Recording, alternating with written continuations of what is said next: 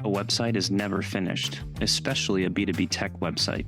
Welcome to ForwardSlash, the podcast that explores how B2B tech companies can leverage their websites to achieve fast, efficient, predictable, and scalable growth.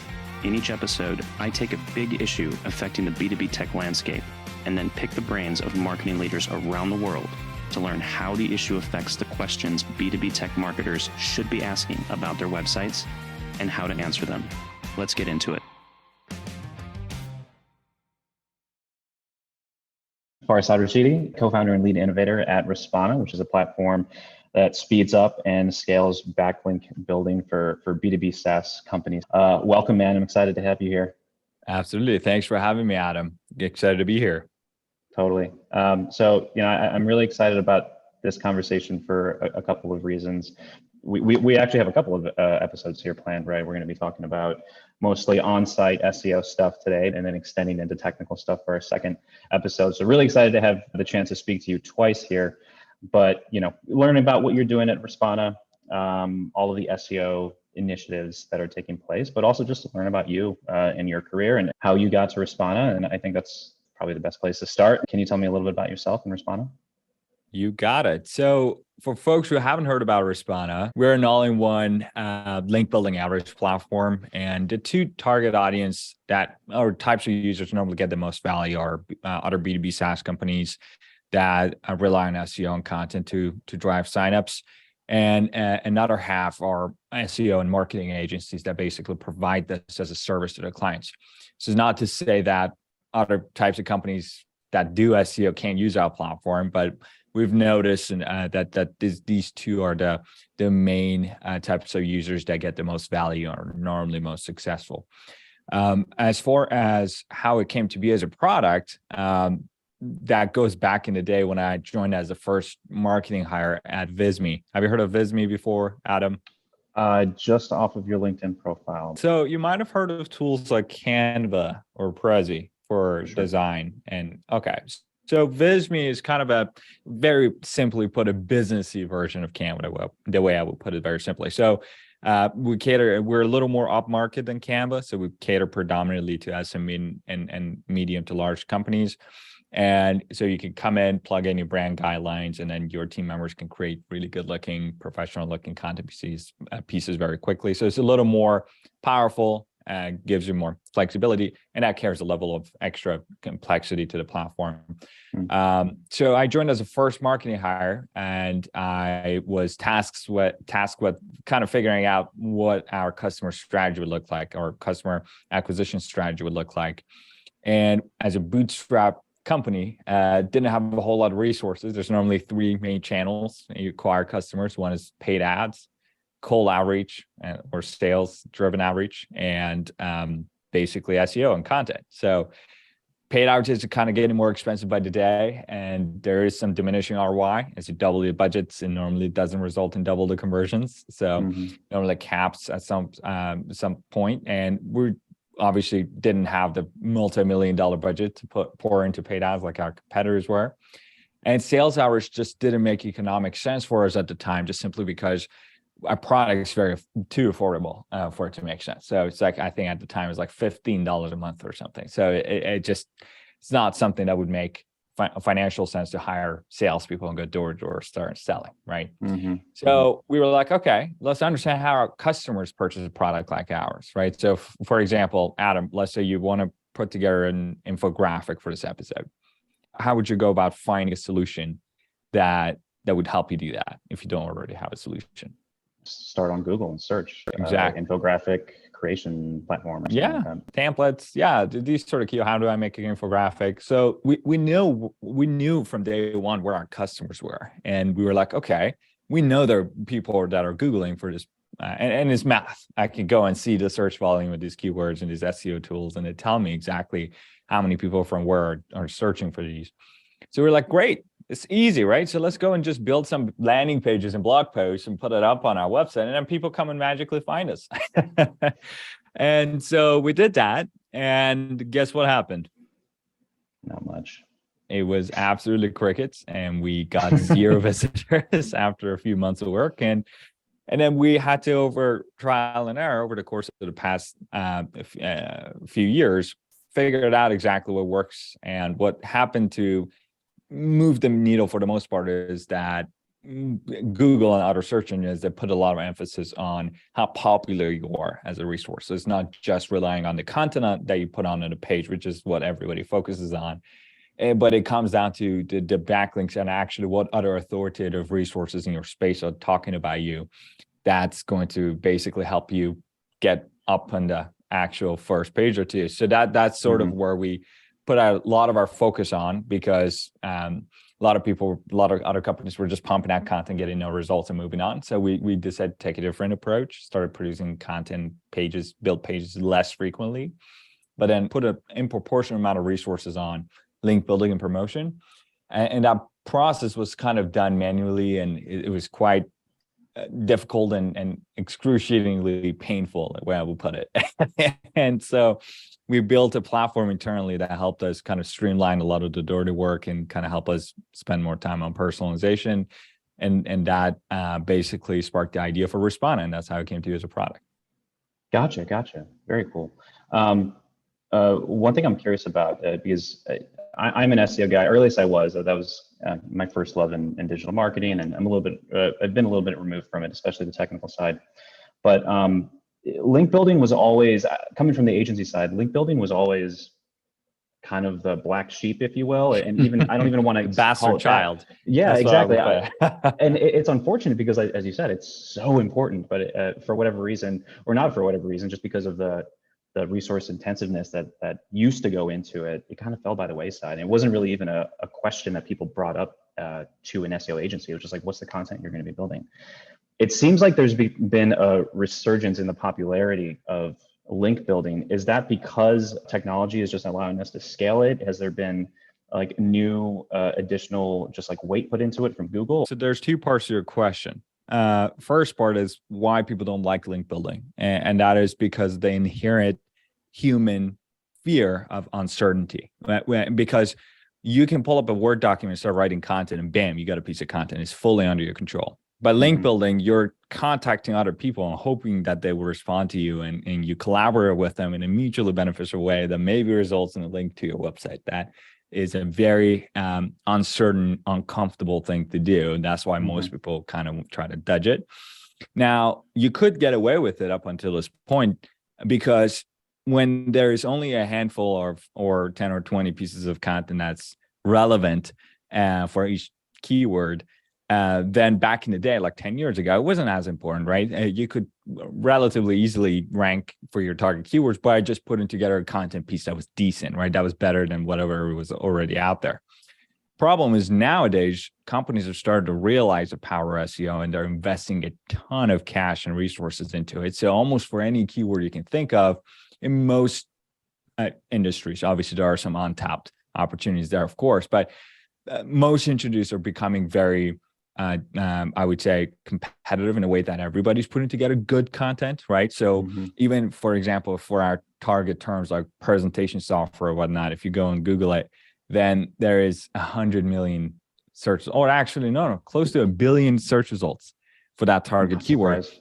Yeah, so I know even if you're in the top 1% in terms of quality of content, you're still in the millionth, right? So the way Google now basically, if everyone's producing quality pieces of content, then how would you go about actually sorting through them? And that's where popularity comes into place. And that's why link building is sort of becoming more important by the day, just simply because things are getting more competitive. Now you're going to have to start doing some unpleasant things to get your site up into search results. Gotcha. Yeah, that makes sense. Kind of feeding off of that, there's many transitions that we're kind of picking up now in specifically the B2B SaaS space. I'd like to, because it's kind of a buzzword now, I'd like to pull in this idea of the dark funnel and the dark activities, and from an SEO perspective, talk about the effects it might have in content strategy. These days, like the understanding is the funnel and the flywheel, it's a little bit too linear, it's a little bit too structured. And buyers are a little bit more, they want to be more in control of their journey, right? By the time your prospects are reaching your website, they pretty much know everything about you. So I'm curious, from an SEO perspective, has that reality affected your content strategy? I'm curious about that.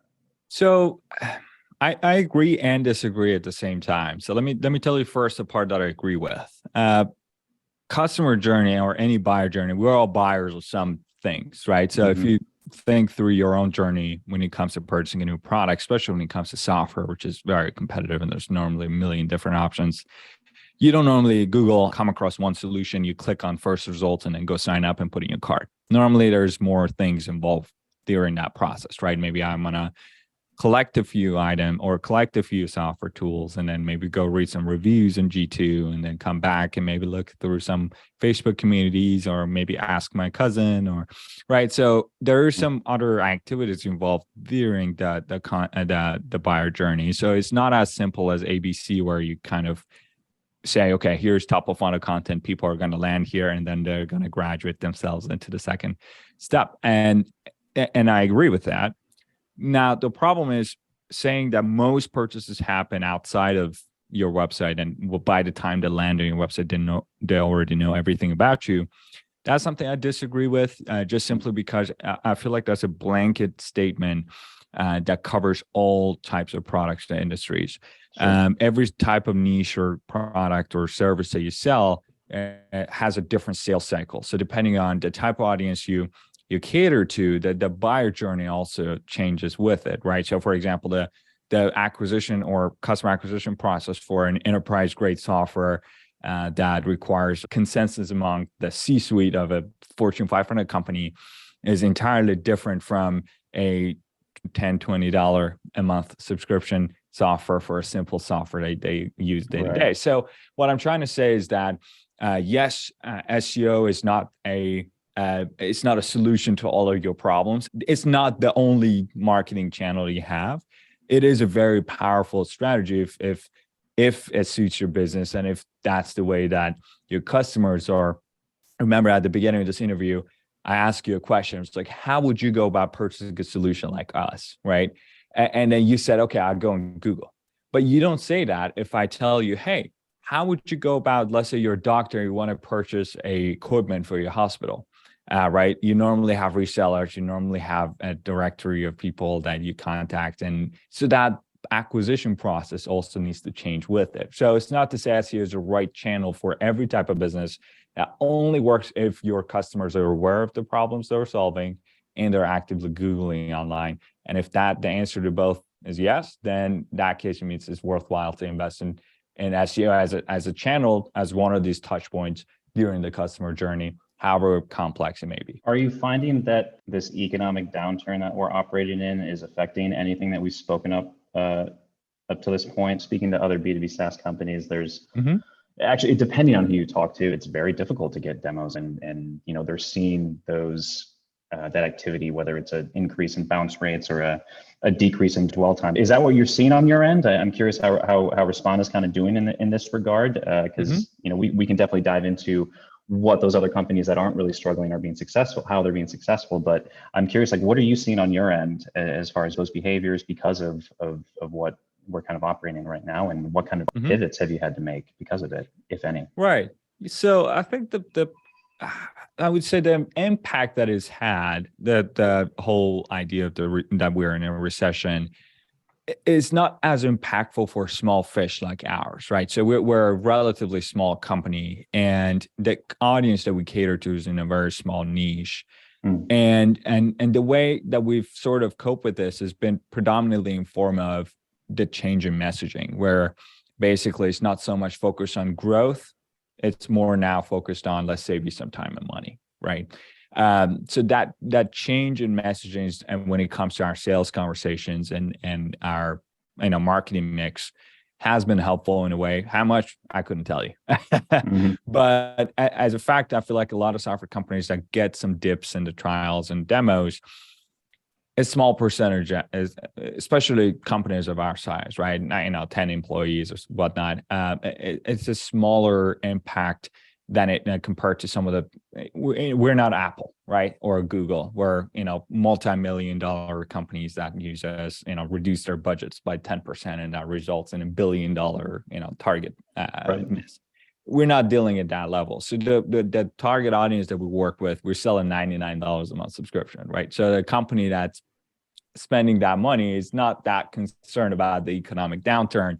They're looking to improve their workflow and see if there are any areas that could cut cost or basically be able to put some things on autopilot. So we're not necessarily a beneficiary nor and partnered or the part that's been, negatively impacted as much. Obviously, it does hit everybody when the stock market goes down. People become kind of stiff when it comes to spending. But the matter of fact is, it also depends on the type of target audience you cater to. Some of the enterprises put together, budget cuts, and there's some corporate red tape that gets put into place when it comes to a recession. But thankfully, we are catering predominantly to smaller, medium-sized companies where we speak with the decision makers themselves, and it's almost a no-brainer option for people that are looking to do this effort, because most likely they're doing this already, but in a more inefficient way. So it's just a way for them to save a lot of time and money by switching over. So it's not so much that's going to hinder their ability to be able to move forward. So we thankfully haven't had much issues with that so far, but nobody can predict the future. So hopefully I can say the same thing sometime next year as well.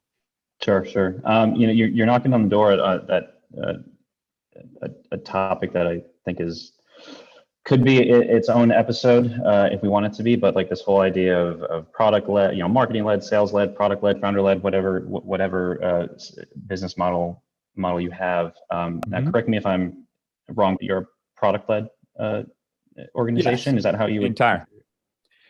Yes, on the Respona side we are, and on the Visma side we've just, like a few months ago, earlier this year, we hired a head of sales and building an outbound team, but it's still a very small portion of the revenue. And a matter of fact is, it's just because of the industry and the target audience that we have. It's not so much that it doesn't work, right? So again, going back to who you're selling to, it's just something that hasn't really been a fit for our industry, but we are willing to invest and experiment, and we're open-minded still, but it just not as anywhere near what the organic content is bringing to us. One thing I did notice is that you have a 7-day free trial window, if I'm not mistaken. I'm curious, how did you settle on that? Was there a little bit of experimentation there or data analysis? Curious what the story is there. Yeah, so simple answer is no. We cut a number off air, and it's just what a lot of SaaS founders don't want to admit. It's a type of product that it is somewhat immediate in terms of understanding the value, so setting up the campaign. As a matter of fact, it does take a few months for it to fall into place anyway. So that changing now from 7 days to 14 days isn't going to change much. But it does have some data backing. I did have a look at Visme's data, noticed that since we have a freemium model there, 83%, over 80% of customers who actually decide to put in their credit card do that within the first week, even though it's a freemium for free forever software. So the majority make that decision within the first week. And that was a data point that I relied on to kind of get that 7-day trial. We may extend it to 14 days. Somebody's like, hey man, I haven't had a chance to look at it. We'll extend it for you, not a problem. I mean, it's not a matter of, as I said, we're not dealing with millions of registrations here. It's a smaller subset of people. So we're not quite as anal about it when it comes to data analysis, but that has some sense of reason behind it, but not entirely. Gotcha. Yeah, the first thing that came to mind when I saw that was like 7 days. That's not enough to test like a link building campaign, but it must be just like the process efficiencies that the tool is bringing them. There's an understanding that the ROI will come down the road, but it's like, right. Perhaps it's the scalability and the efficiencies that it brings. They're like, yes, we need this right now. Okay, cool. So let's dive into technical SEO. It can be pretty esoteric, especially since it can touch pretty much every touch point, from how our page looks in SERPs to the time that we wait for the page to load to how it unfolds when you're actually on the page. Was there a framework that you put in place to kind of know what to attack first, or do you just kind of go at it all at once? I'm going to put this again, you're probably going to laugh at me, but our framework is one sentence. And that is, if it's not absolutely necessary to put it, don't put it. We apply that to everything when it comes to design, and when it comes to installing scripts, when it comes to pixels and cookies, and when it comes to pretty much everything you can think of that you would normally put on the web. website that is not images and text, right? If it's not absolutely necessary, they'll put it up there. And if you have a page that's just text and you have basically compressed images with certain size, right? So fixed width and height, that's responsive, it's going to get perfect scores all around. So anything else that you put on your website is just making things worse instead of making things better. So you overcome that issue by simplifying things, not by getting things more complicated, right? So the simple answer to that is cut all the crap you don't need, and your site would be just fine, right? So when it comes to, especially on mobile, since the processor on mobile is obviously not as powerful as websites, we normally have a very clean, it's just a white page on a mobile that just loads the text and the images, right? But we don't use a whole set of tools. It's more so incorporated in the design of the page, that we keep things as simple as possible, and that's normally what's been propelling us forward when it comes to the metrics and the web vitals and site speed, is because keep it simple, not to overcomplicate it. What about schema markup and how it displays pages in SERPs? Right. So for a schema markup, so to be fully transparent, we actually hired a technical SEO expert who was basically in charge of figuring these out. And we basically paid a guy to come in and put together all these fancy markups and schema, and it just did nothing. And the only type of company that I've seen that has worked for has been e-commerce products. Like if you want to get those, like when you Google something, hey, what's the best tablecloth? And then you kind of see those carousel at the top with some products. That's the only place that is actually helpful, is that where you can kind of tell Google, hey, here's the price, here's the information, here's the title. And other than that, if you're building just blog posts, landing pages, etc., it's all going to have normal text and Google search results anyway. Haven't found that to be really helpful.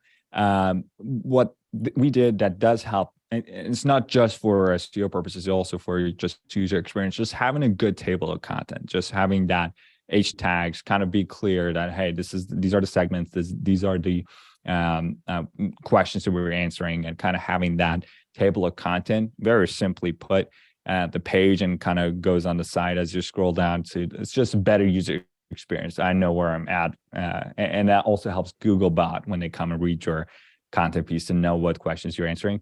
It's the only place that it's really been helpful, which doesn't require schema for that. So it's just a small table of content there. So I wish I could give you some tips and tricks like Steve Toth level, like, hey, here's a Python script you put on your website and does this for you. No, it's just a matter of fact, we did experiment with that, just did nothing. So we try to keep things simple. Gotcha. You got a head start on my next question. I was curious what your SEO team looks like. So you said you hired a technical expert. What were you looking for there? How many years of experience? Like what technical expertise? Like how did you go about hiring? That was a consultant that came through a referral from a person I trust in the SEO space. And not a full-time engagement. It was just a one-time project. Again, it was an experiment to try to see, okay, what is this thing that people talk about? Let's see if it has any impact. But our SEO team is actually divided up into two parts. We have one SEO manager that sits on top, and basically we have a content manager working underneath that marketing manager, or that SEO/marketing manager. And basically that person handles a network of writers, which includes some full-time writers that we have on board, whose job is predominantly quality control and editing. And also a network of freelance writers that we work with, just simply because when we're writing about different topics like design, marketing stuff, not everybody has the same level of expertise, right? So we don't want them to just talk out of themselves. We want them to actually have some background in design. They're writing content about design. So having that network of freelancers is helpful. And we also have an off-page team, just consists of about 10 people. And it's actually larger than an on-page team, which is normally it's like very radical, the SEO space. But and those folks, their entire job was just to take pages that the content team puts together and go and build backlinks to it. At Respona, we're a smaller team, so it's two people, one on page, one off page. So, depends on again, I don't want to also intimidate folks that are listening to this episode saying, hey, Farzad, it sounds like a lot of work. It is a lot of work, but you don't have to do all of it, right? So just allocate resources proportionately. If you're a small company, invest as much resources as you have. And if you're a larger company, obviously you have more wiggle room to work with. Got it. Makes sense. Yeah, definitely curious about kind of the content workflow and production process. But for now, I would love to get into the content, right? From a high level goals perspective, when you're writing organic content, how are you measuring that success? Is it mostly engagement based? Are you tying that back to revenue?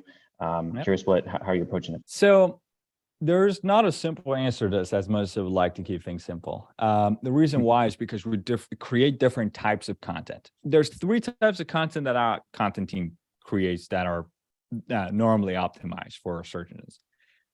One is our link magnet content, which basically is our original studies and basically research that we've done that is of interest for people writing content pieces, statistics, right? So things that attract a lot of links that most of our average team use to actually go and build backlinks. The goal of that is not conversions. The goal of that is not get any traffic because nobody's looking for it, or if it's seasonal.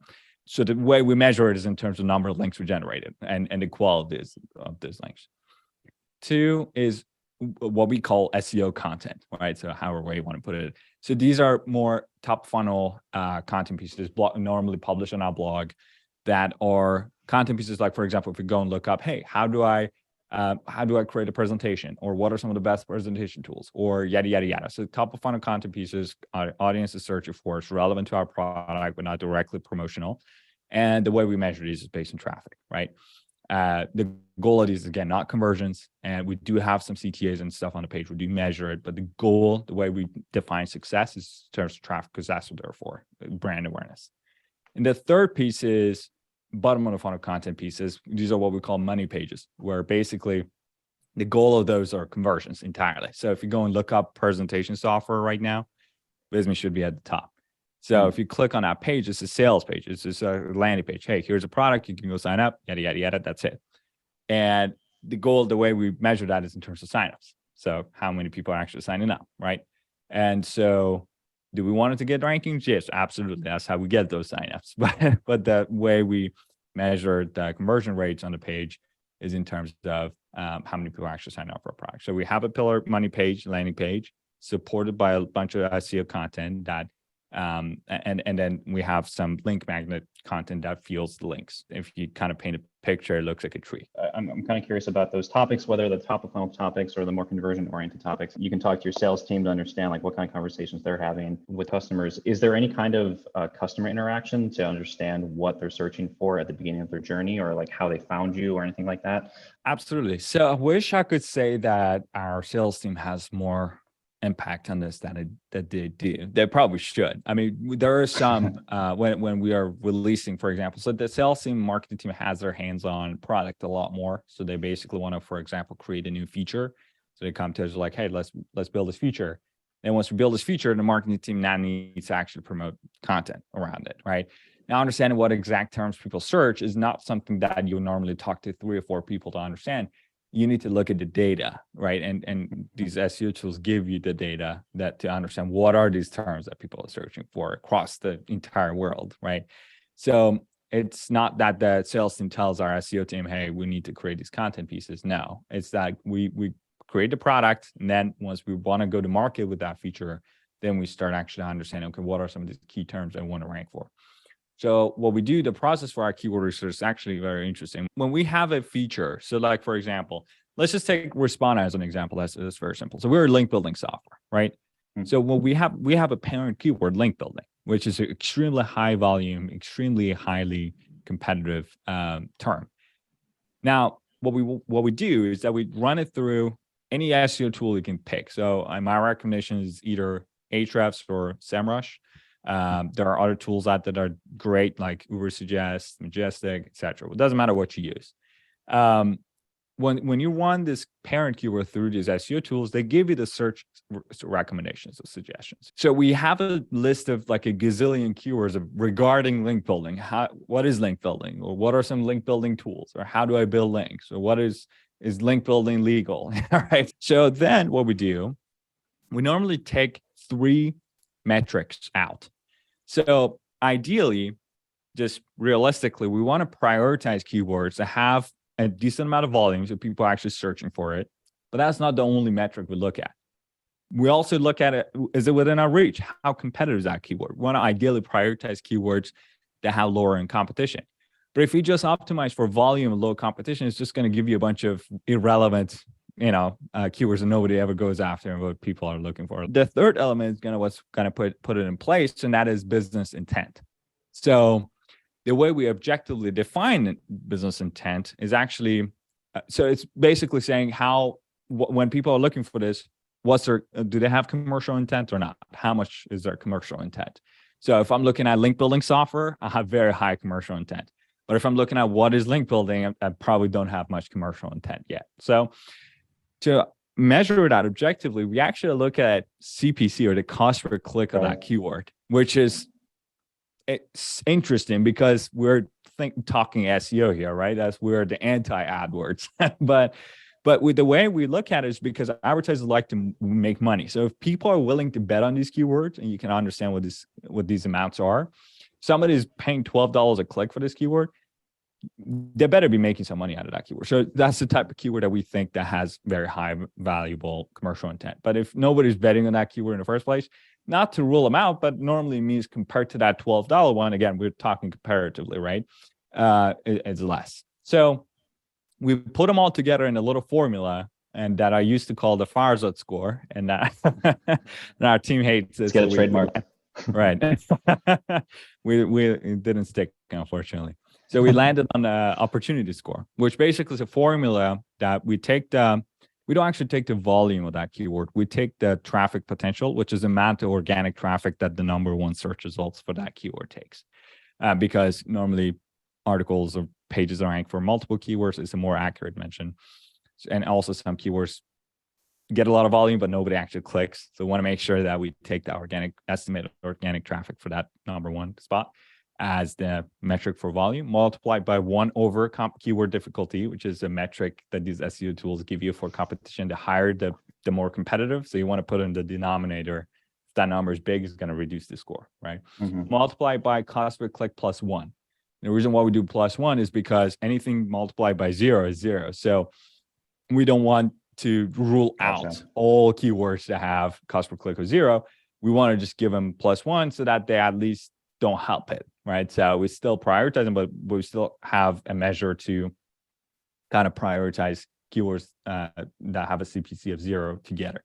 So you pop that in, that score is going to give you an arbitrary number. It's like 1,000 something point something. And it doesn't mean anything on its own. But what it helps you is that when you're on a spreadsheet sort descending, then the keywords at the top are mathematically have the highest amount of volume possible, lowest amount of competition possible, and the highest amount of commercial intent. Now you start getting a little more subjective. So go through each keyword, pop that in the new incognito window, and see what the user intent is. Is the keyword relevant to you? Yes, great. What is the type of search results that come up?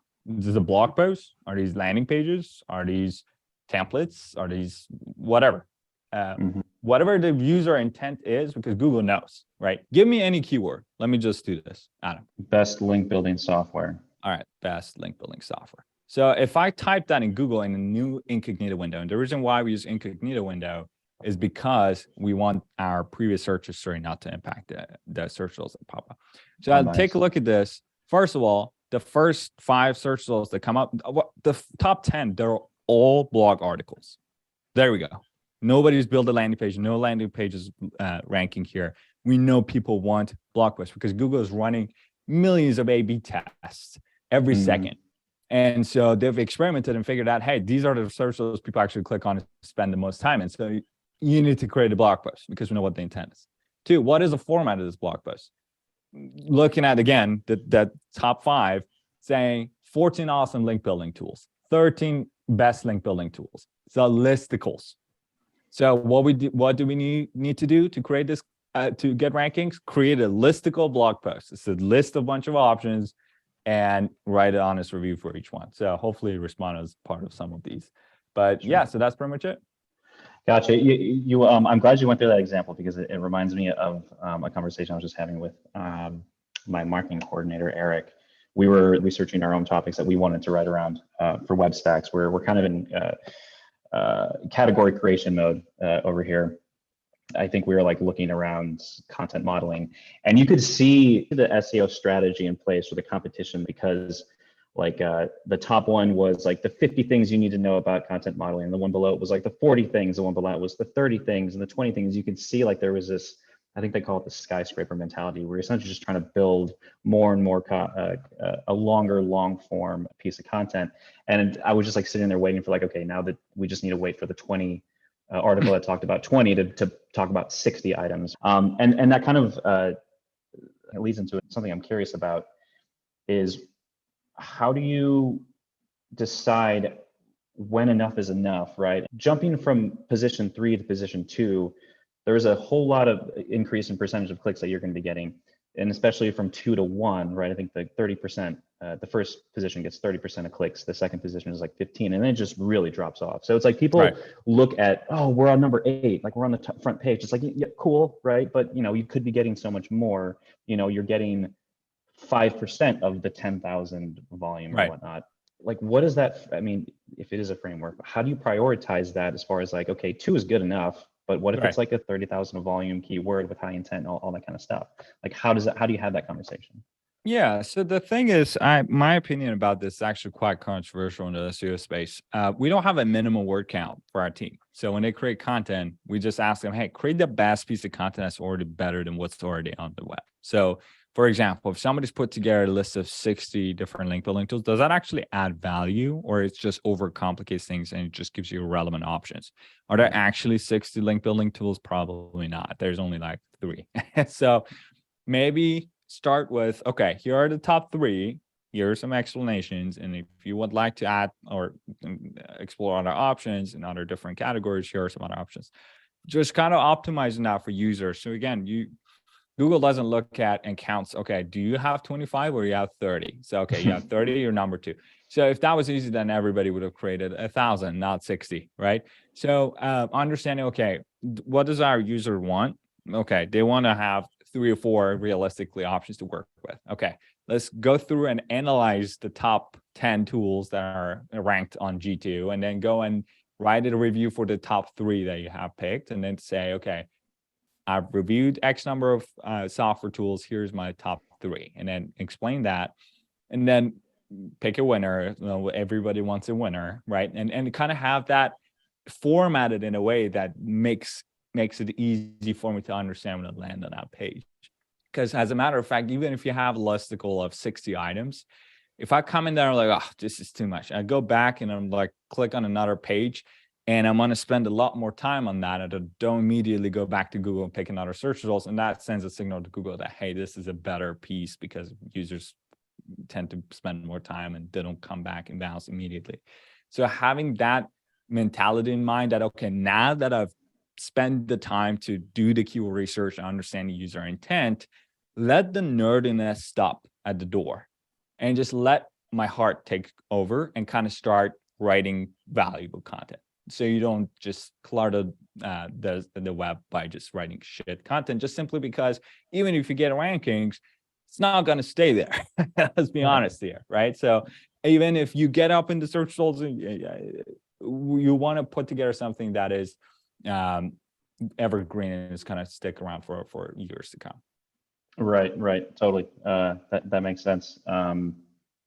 And I was just having a conversation about this with Jan Ganesh over at Avoma. And everybody knows it. It's just it's much easier said than done. It's writing to exactly what, like, the pain points that your customers are experiencing. This jobs to be done mentality, and it's so easy to do what everybody else is doing and just tack on like an extra 5 things onto that listicle. But it's like, how are you adding that extra spice that both builds awareness, but also kind of kind of positions you in a place of authority. Last question on like frameworks and prioritization. But let's say young company, like in startup mode, you're growing, you've got, you want to go after SEO, you've got a bunch of topics, whether it's sourced from your customers or, you have an in-house expert that just kind of knows what the deal is. And, let's say you've got a whole number of topics that you want to explore. Do you recommend going after each one at a high level all at once, just kind of get that coverage, that footprint as wide as possible? Or do you recommend just going into one of those verticals as deep as possible and kind of complete that funnel? Or is it kind of a combination of the two? Obviously, again, resources kind of plays into this. I'm kind of curious how you go about that. You answered your question. I 100% agree with you. And that is entirely reliant to the amount of resources you have available. The more, the better, right? But if you're a small company like Respona, we have a lot less resources than what I did have at Visme, right? I had a team of like 10 freelance writers at my disposal. I could hit a bump each one. I had a big budget. So I was like, okay, yeah, let's tackle all of these niches at the same time. But we don't have that luxury on the Respona side, and that's fine. We just take it step by step and produce one by one and kind of try to create topical authority around some of the more important ones. And then over time, we kind of get into this. For example, Respona, we always start at link building first, right? So let's cover all those bases. Then now, every once in a while, we're like, okay, let's tap into blogger outreach now. Let's maybe talk some things about digital PR, et cetera. But it's not really something that we could create enough topical authority for. But sometimes there are some keywords that are highly correlated, so we're happy to branch out and have some of those silos put together. But as I said, it's entirely dependent on your resources. You want to obviously prioritize the ones that have the most impact first. Beautiful. Awesome. So we got a few rapid fire questions here before we close out. First up, any upcoming speaking events that you would like the listeners to know about that you're taking part of? Yeah, so I'm actually speaking at the summit that just went live. Actually, I believe it was today. It's called Fame and Profit Summit. I did have a presentation on SEO and content. I don't normally do speaking a whole lot except for podcasts. So if you'd like to just search me on iTunes or on Apple Podcasts. I do have quite a few episodes there. So if you're interested to hear more, or you haven't gotten sick and tired of my voice yet, there's quite a few more episodes you can go. Yes. Awesome. And what about other resources or experts to check out on the SEO side? So a few companies produce really top-notch content, respect. When it comes to on the on-page side of things, like Steve Toth, I mentioned, he's got a really good, cool newsletter and share some tips if you're more advanced. That's a good place to start. But in general, SEO, like Backlinko a lot, Brian Dean's blog and Ahrefs blog. Those two are normally places normally, if you're new to this space, are good places to start. And then once you kind of get a little nerdy, and then you can get into Search Engine Journal and some of the other more well-known publications. But normally Ahrefs and Backlink are my favorite. Agreed. I feel like I might know what you're going to say here, but what's the one thing that you wish more content marketers or just B2B SaaS companies in general would do more of in their strivings to grow? Right. That's right. I mean, obviously, I would say producing less content is probably a more interesting approach to answer this question. A lot of people are measuring their success by the number of content pieces they put out. I actually wanted to reach out to Ahrefs and SEMrush and kind of develop this metric called traffic per page. So if your site has 100 pages and get a lot of traffic, that means you're doing a good job. It's kind of like GPT per capita for countries. That's how we measure it, right? So if you have a small population, but they're all getting a good amount of traffic, then great. If you have produced like a robot and produce a bunch of content pieces, probably not. And you're getting some level of traffic doesn't mean you're as successful. So having that measure in place where you produce more intentional but less frequently pieces of content than most companies do, and invest your more time and resources when it comes to promotion, getting each one of these pages up in the search results is what's got to make or break your content strategy. Gotcha.